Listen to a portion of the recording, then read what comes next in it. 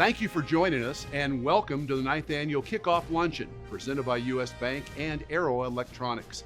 I'm your host, Dave Logan. Each year, the Broncos Community Development Department connects community leaders and benefactors with Broncos players, coaches, and staff through the Kickoff Luncheon. The entire Broncos organization looks forward to meeting and spending time with event attendees while raising money to support ongoing work in the community. Like many other aspects of our year, we have had to change and adapt to the circumstances and are pleased to bring this year's Kickoff Luncheon right into your living room. Together with our corporate partners, we are dedicating this year's virtual celebration to the individuals who work tirelessly to make our community a better and safer place. A highlight for me and the attendees each year at the luncheon is the conversations I have with Broncos President of Football Operations and General Manager John Elway and Head Coach Vic Fangio. This year, I'm happy to share those interviews with all of you. So Vic, good to see you. I know that you guys have been hard at camp. I guess the first question that a lot of people would like you to address is, given the circumstances around this training camp and the lack of OTAs and the lack of being able to see some of your young guys and no preseason games, what are the 2 or 3 biggest ways that has impacted you and your staff in terms of coaching? Well, just from the time element, it's best way to describe it is we had that practice at the stadium. That would have been the time for our first preseason game normally.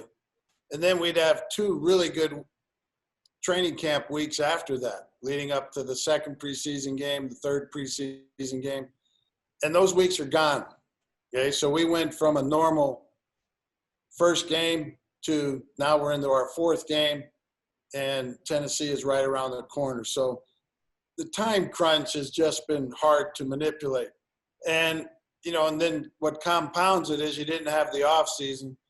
And what compounds it is, we have less guys in camp this year. We started with 80. Right. Start getting down into where you're working with 65, 68,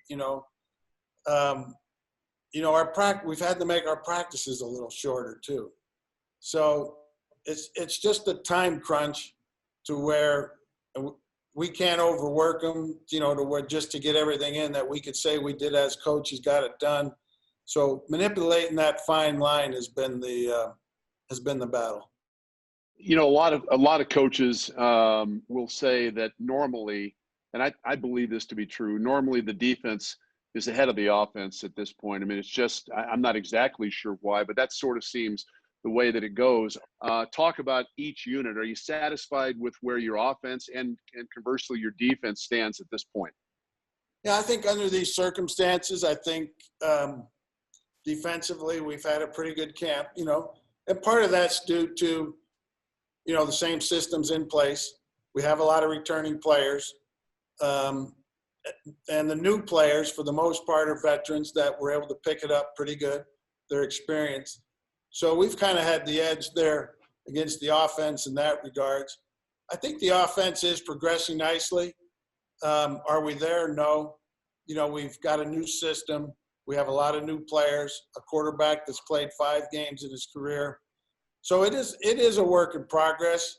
I think it's going to be important for us to figure out what we can do well this first week, the second week, and continually build our offense through the season.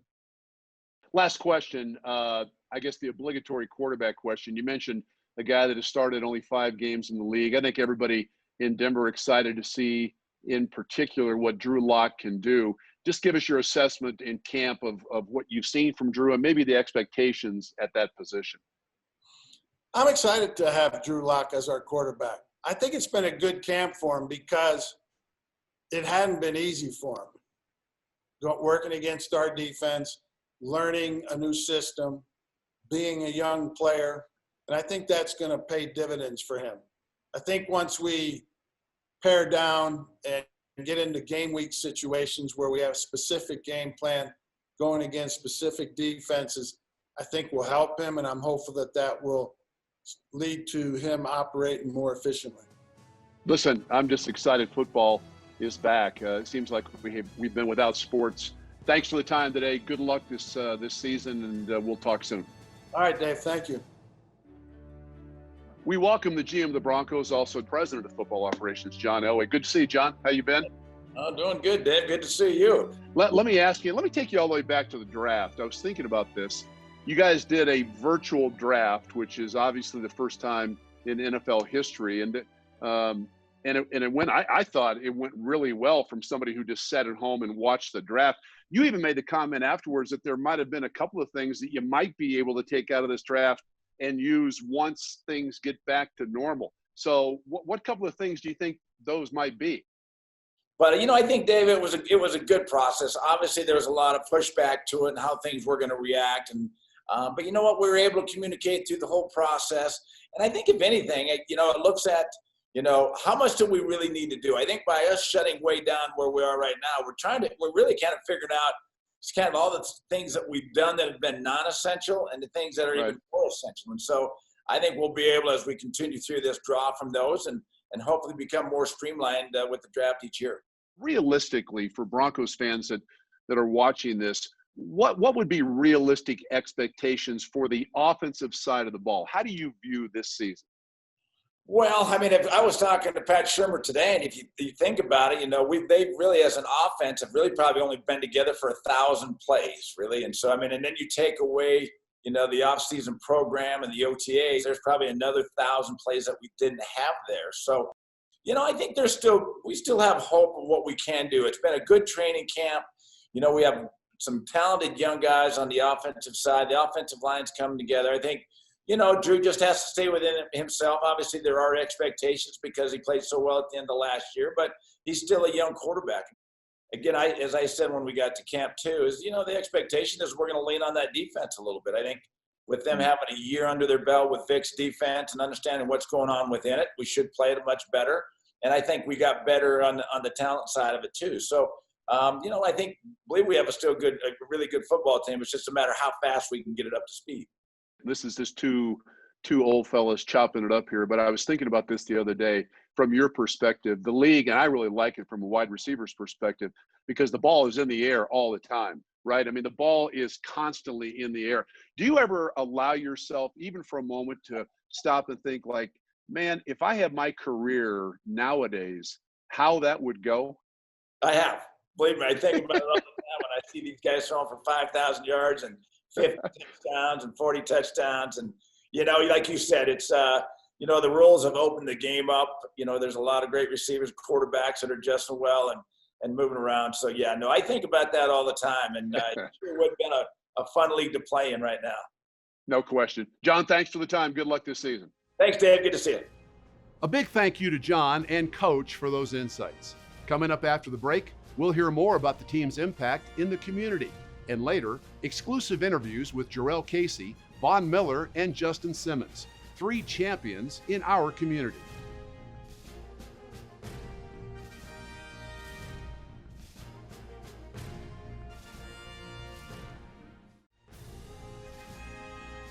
Welcome back to the Denver Broncos Kickoff Luncheon, presented by Arrow Electronics and U.S. Bank.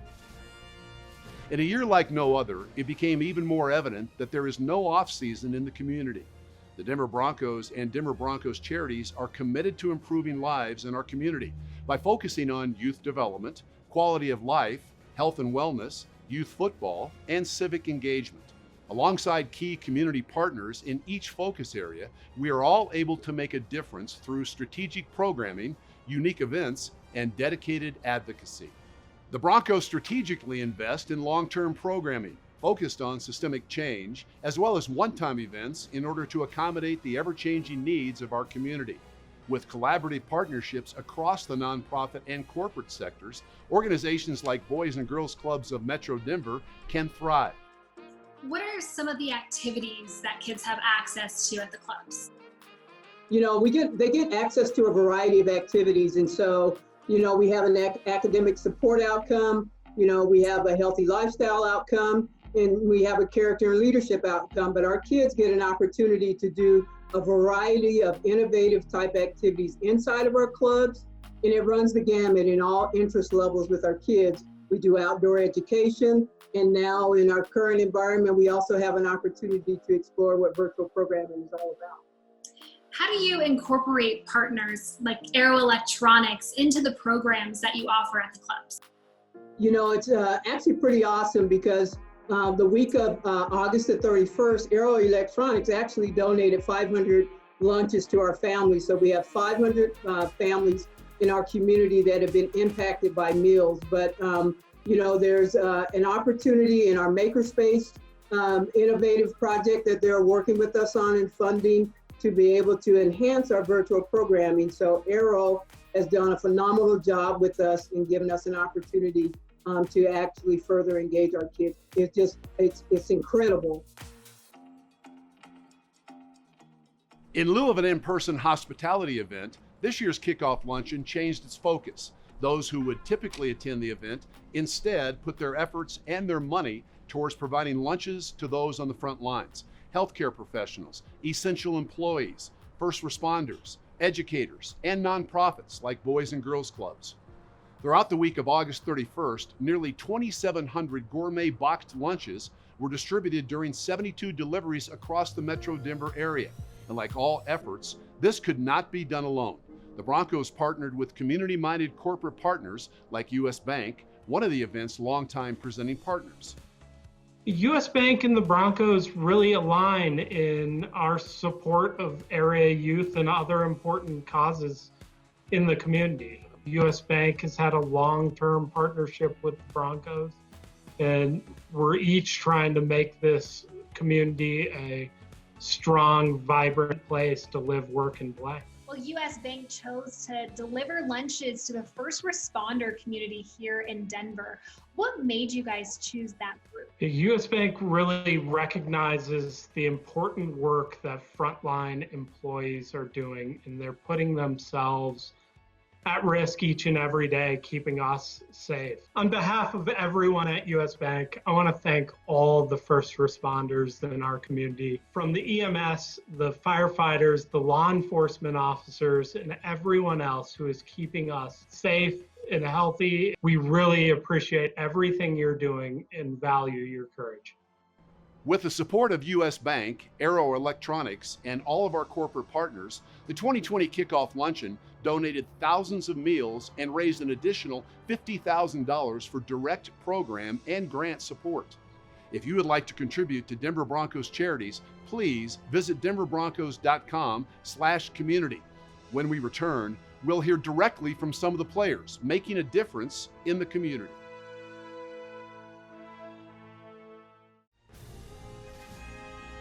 Welcome back to the Denver Broncos Kickoff Luncheon, presented by Arrow Electronics and U.S. Bank. Denver Broncos players utilize their platform as agents for social change. These players dedicate countless hours to giving back to the community, both locally and in their hometowns. In 2019 alone, 120 different Broncos players volunteered more than 1,750 hours in philanthropic work. No player was more involved than Justin Simmons, the 2019 Denver Broncos Walter Payton NFL Man of the Year. Alexis Perry spoke with Justin to learn more about the launch of his foundation and outreach plans for the upcoming season. What went into the creation of your own foundation, and what do you hope to accomplish? Yeah, there was a lot of thought behind it. It was something that my wife and I, Taryn, had talked about since we entered the league, wanting to make an impact, wanting to make a statement, and anywhere that we go, anywhere that we played. And so we figured it was a great time to do it just after the ending of our fourth season with Denver. And really what we're hoping for, both my wife and I, is just to make changes in young kids' individual lives. And so whether that be through sport, whether that be through education, whether that be through helping them in life, maybe not even in sports, but just their careers, like what they want to do. Just empowering our youth is something that we're both so big on, because unfortunately not everyone starts off life, on the same platform. And we want to make sure for the kids that may not have the same benefits as others, that we, get them up to speed and that we're helping them in any way that we can. And that's our biggest objective with our foundation. Well, throughout the time that you've been here in Denver, you've consistently been one of the most involved players throughout the community. Is there a program or event that you've been a part of that really stands out to you? The biggest thing since I've been here, the thing that I enjoy the most is probably just any type of Play 60 clinic where you're kind of going to inner cities, or maybe inner city kids are coming here, or, Boys and Girls Club does some stuff like that. But any event where we have the opportunity to kind of just be hands-on with kids and play around and joke around, those have been the best experiences for myself. So many times as athletes and as players in the NFL, we get wrapped up in our own world, in our own bubble, and we forget what it was like to be like those kids that looked up to guys like us and how much inspiration we can give them. Last but not least, you were recognized as the 2019 Denver Broncos Walter Payton Man of the Year. How did that platform really elevate your outreach and amplify your voice? In my opinion, the Walter Payton Man of the Year award is the most prestigious award you can have and win in your NFL career, including all the accolades of being Pro Bowl, All-Pro, all that stuff. Having that opened up so many doors. And it also, I think, really lets people know that, hey, here are the select group of guys that are like really committed to community work and helping whatever their cause may be for different people. I feel like that's kind of like been the foot in the door of really opening up so many windows of opportunity to be able to do a little bit more in the community. From one Broncos Man of the Year to another, Alexis connected with Von Miller about his continued outreach during the pandemic and what he has his sights set on for Von's vision in 2020. Von, your Von Sachs COVID Challenge provided hundreds of thousands of meals to youth in both Texas and here in Colorado. Why was it so important to you to transition your outreach this year and to be a driving force to provide students with meals during this pandemic? Me and my team were just thinking of ways to help out the community. The virus was unexpected, and a lot of things canceled. A lot of Von's Visions events were canceled, and we're just thinking of ways to really give back. And I ended up getting the virus, and we thought about ways to help and ways to give back. And Von Sachs COVID just popped up in our minds, and the number 580,000 just popped in our heads, and we just went after it like we do everything else. Well, you mentioned Von's Vision. Von's Vision continues to set the bar for giving back, and you continue to provide low-income students with eye care and corrective wear. So since the launch of Von's Vision, do you have a favorite moment that really stands out to you? I think they're all great, man. They're all great. All the moments were great. Never in a million years that I think that we would help all the kids and students that we've helped. I was just out to help one or two kids, and to get this great group of guys behind me, and all the people that help make Von's Vision great. To get all these people behind me and to help all these kids has been great. It's been amazing. It's been a true blessing, and I'm truly humble. When we think about vision, I think 2020 vision. So what can we expect to see in the community from you, Von Miller, and Von's Vision throughout the rest of 2020? We're still going to be Von's Vision. We're still going to do great things with eyesight and glasses in the community. We just got to think of unique and wonderful ways to do it. This is the new norm now. Zoom meetings and going about things this way. This is the new normal. And we just got to adapt and overcome the challenges and the glasses on these kids' faces. Finally, Alexis met up with one of the newest Broncos, Jurrell Casey, who shared his inspiration for giving back and already launching programs in Denver. Jurrell, you and your wife Ryan launched the Casey Fund to support community-based organizations that address the needs of at-risk youth and formerly incarcerated individuals. Where did that passion stem from? One, always wanted to make sure, when I got in a position of, being able to do for others, that I will make sure I do it, and I do it at the utmost respect and the utmost amount that I can. A lot of people, they can settle for once in a while, do something here, do something. But I'm a guy, I constantly want to try to make sure I'm constantly doing something over and over. And that, I'm letting my face be seen in the community to try to make change. And my wife, with her passion, with her career, and the direction that her work field takes her, that she's seen how the system is so corrupt and brutal that, we thought that we had to get out there and do something about it. And that's when we decided to make the Casey Fund, where we would focus on the youth and the people, transitioning from prison back into society. And that was the easiest thing that we can do, was come up with the Casey Fund and make change in this world. Well, you haven't been in Colorado for long, but you really hit the ground running. And you've already started your outreach efforts here in Denver. Can you share with us a little bit about your partnership with the Park Hill Pirates? Yeah, so we met the Park Hill Pirates through another organization called the PCs with People. And they're an organization that they build computers, and they get old computers, restore them, and they sell them for a reasonable, cheap price to underprivileged people or whoever needs them. And so as we was talking through the PCs with People, they're like, we got a great group that we would love for you to work with, and that we can see you being real beneficial with the COVID and school and all that stuff coming back. And so they introduced us to Park Hill Pirates. And Park Hill Pirates is a youth football program that was doing more than just a youth football. They was taking the kids in, and they got a STEM program where they take them in, do literacy work. They do financial learning. They basically tutor them. And it's a whole ordeal outside of just playing football. So we thought, what's the best way to get involved? Let's work with them. And, it's a football organization, so we love football. So let's get with these guys and see what we can do to help them. Thank you to all the Broncos players for being champions in our community.